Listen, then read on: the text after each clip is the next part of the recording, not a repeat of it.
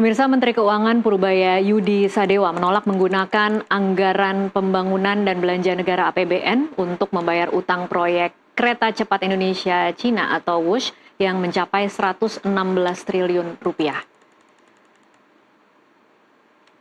Penolakan itu disebut Menteri Keuangan di sela-sela inspeksi mendadak di Terminal Peti Kemas Tanjung Priok, Jakarta Utara.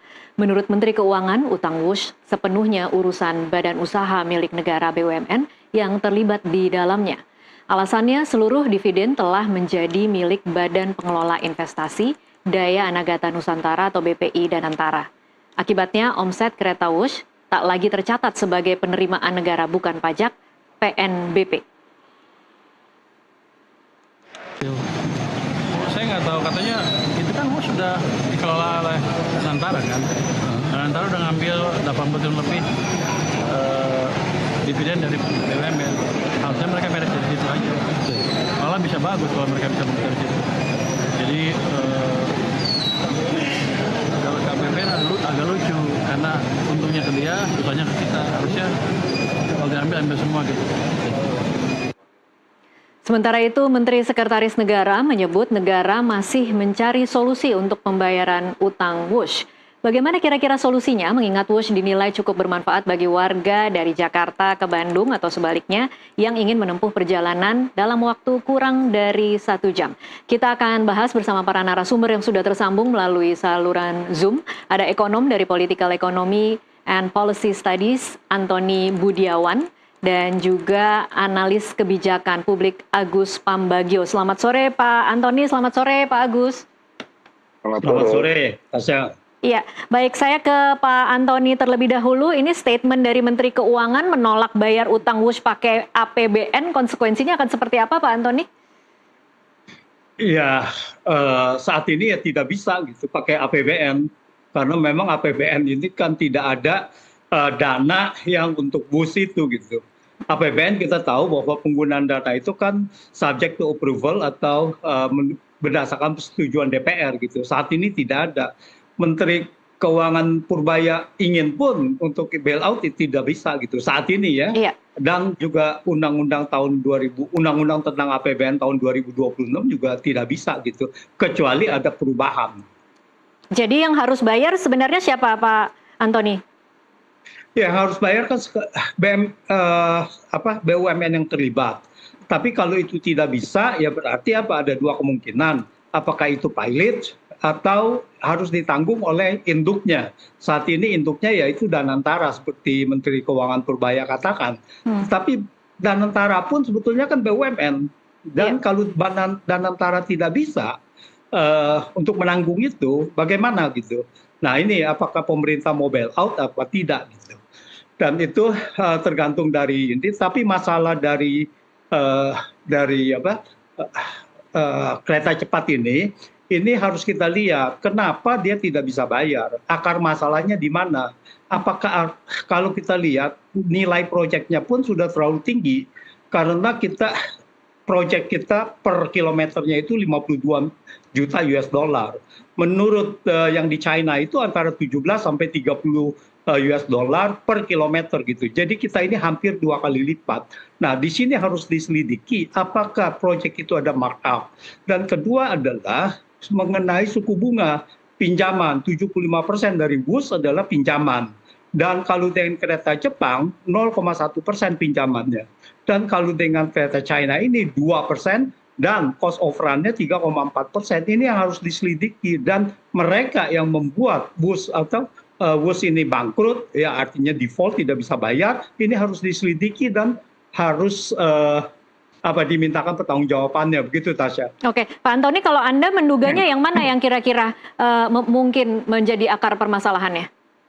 Dua-duanya, yaitu pertama adalah bahwa di sini ada kemungkinan besar terindikasi kuat bahwa di sini terjadi markup, ya apalagi dengan cost of run 1,2 miliar US dollar, which is 20% dari nilai proyek, itu sangat luar biasa besarnya, hampir tidak mungkin.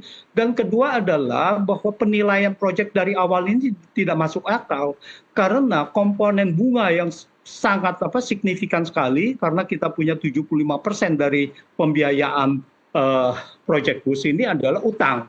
Dan komponen bunga ini sangat besar sekali. Jadi di sini diabaikan sebagai evaluasi untuk biaya proyek, ini patut diduga ada kesengajaan untuk memenangkan proyek tertentu, yaitu dari China ini. Oke, baik. Bicara tentang penilaian proyek ini dari awal, saya ke Pak Agus, karena Pak Agus saya tahu bahwa turut terlibat dari pitching kebijakan ini sejak awal. Mungkin Pak Agus bisa cerita sebenarnya bagaimana dulu awalnya ketika memutuskan untuk tender WUSH ini dengan Cina? Ya, Pak Jokowi nggak mau tahu, nggak mau dengar saya dan Pak Jonan. Kan Pak Jonan dipecat, saya dipanggil ke istana dan saya sudah jelaskan bahwa ini mahal sekali. Tidak bisa dibayar, tapi Pak Jokowi ngotot bisa. Karena saya tanya, ini ide siapa sih Pak? Ide saya. Nah, sudah. Jadi ya apa yang sekarang terjadi sudah saya ingatkan, clear di istana juga Pak Jonan pasti juga sudah bicara sebelum dipecat. Nah jadi maksud saya, ini kan dulunya itu kan Jepang pakai loan, ya kan, bunga 0,01%, ketika dinaikkan 1,5 sudah teriak semua karena tidak bisa kita bayar waktu itu. Nah itu yang membuat analisnya itu dari UGM sama dari UI. Nah kemudian tiba-tiba diambil Pak Jokowi dikasih ke Cina, yang bantu itu dari ITB. Nah bunganya langsung berubah, hitung-hitungan keuangannya berubah. Tambah saya sudah bilang ya sudahlah, mau dibangun niat presiden begitu ya ditanggung saja.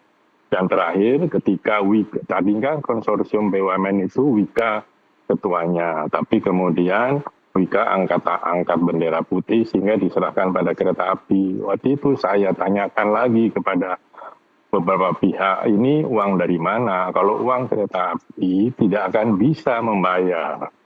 Dan dia bilang, oh enggak, ini nanti uangnya lewat dari pemerintah. Nah, saya nggak tahu dari pemerintah maksudnya APBN atau apa. Ya sudah, jadi kereta api hanya cash saja Pak, kasir saja. Tapi ternyata kan tidak.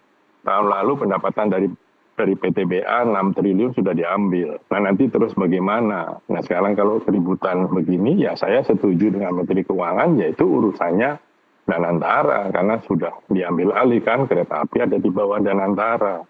Nah jadi, ya jangan, saya juga sudah ingatkan bahwa ketika Sri Lanka tidak bisa bayar utang pelabuhannya diambil dan jadi pangkalan militer Cina di sana. Nah kalau ini nanti tidak bisa bayar, apa Cina mau ambil? Enggak, mungkin Cina akan saya minta pelabuhan di Natuna misalnya. Apa kita mau katakan? Kan ini hal-hal yang sudah saya ingatkan dan lalu kejadian. Terus gimana? Hari ini kan banyak pernyataan saya di YouTube, di mana muncul lagi. Itu sudah lama dari 5 tahun yang lalu. Jadi ya enjoy saja, saya bilang.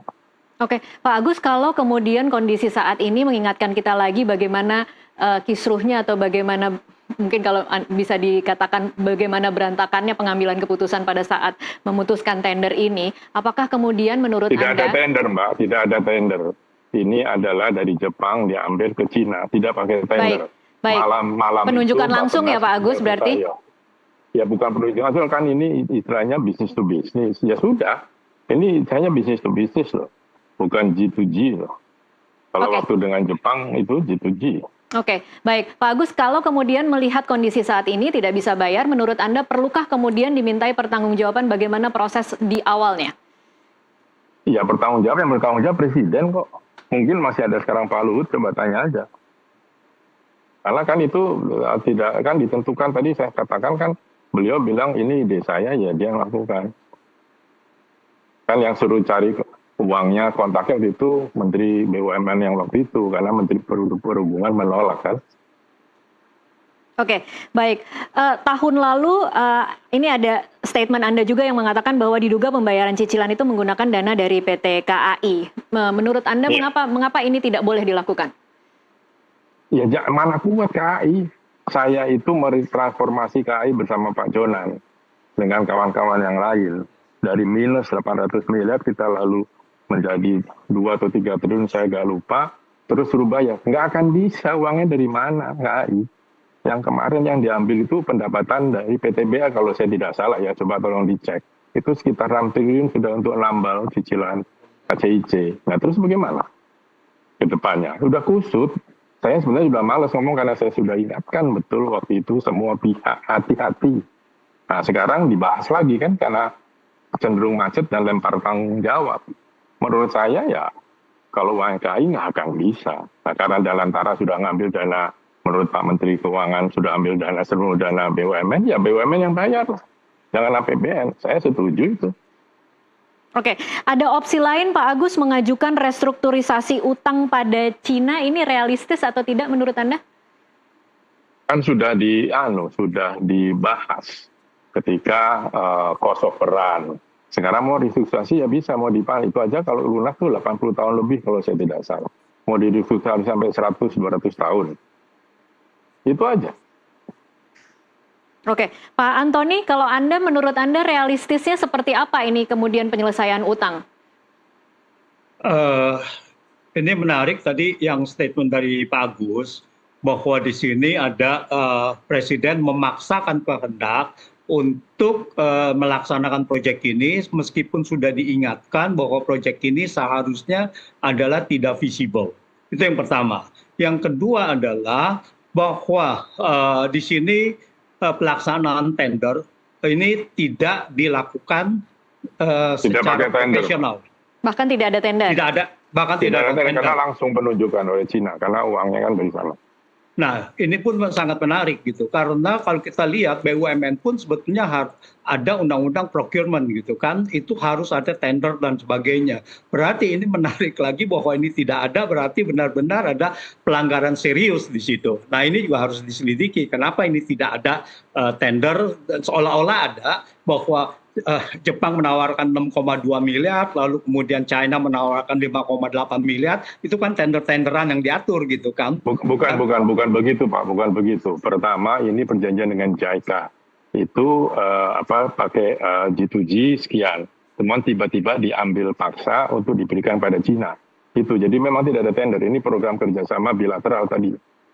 Iya, oke, itu menarik jadi. Nah itulah yang sebetulnya mereka yang berkapasitas dengan di hukum itu yang harus menyelidiki gitu, bahwa proyek ini pada awalnya adalah memang sudah tidak visible tapi dipaksakan.